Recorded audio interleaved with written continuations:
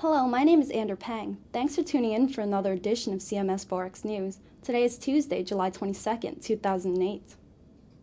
The Japanese All-Industrial Activity Index, a measure of overall production by all sectors of the Japanese economy, rose 0.4% for the May period. On the year, activity was down 0.5%. Services faltered as consumers tightened their retail spending and cut back on dining and travel. There was a strong increase in new industrial output, especially cars and phones, which helped offset losses in services. In Switzerland, the trade surplus rose to a record of 2.41 billion francs in June, surprising forecasts. The figure is a result of a larger fall in imports compared to exports. Exports were down 1.8% on the month, while imports declined 2%. Swiss consumers are spending less on foreign goods, while the slowdown in the US and the UK hampers Swiss exports to those markets. After a rocky start to European stocks and a boost from the Swiss trade number, the euro-franc pair fell overnight, reaching support at 1.6160. In the latter half of the European session, stocks rebounded somewhat, and the dollar's strength added to investors' risk appetite. The euro surged more than 100 pips to test the area near 1.63. After a flat-ranging session overnight, the U.S. Open brought a big burst of dollar buying.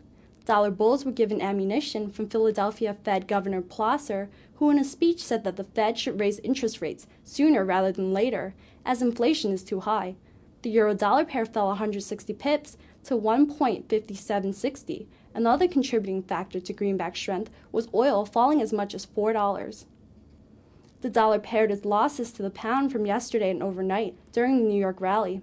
After hitting an intraday high near 2.0080, the pound-dollar pair slid 160 pips to test 1.99. Unflattering releases from the U.S. only managed to stall the dollar's gains for a short time. The Richmond Fed Manufacturing Index slipped to negative 16 for the July period, 4 points lower than June's negative 12. Shipments and new orders were down, and employment remains weak. The results surprised forecasts on the downside.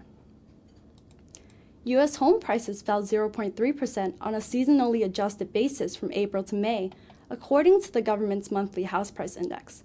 For 12 months ending in May, U.S. prices fell 4.8%.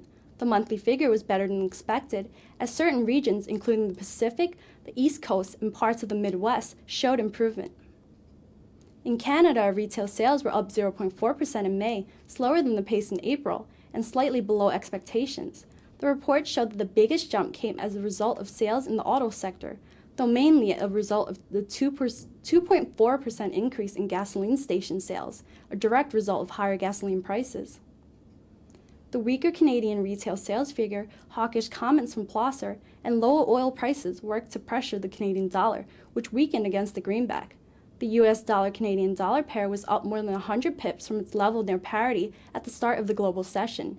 Most of the gains came during the New York session, as the pair broke above 1.01 around 1 p.m. Eastern. Today, Australia releases data on consumer inflation for the second quarter. Overnight, the UK reviewed meeting minutes, data on mortgage approvals, and a survey of manufacturing orders. The Eurozone posts figures on industrial new orders.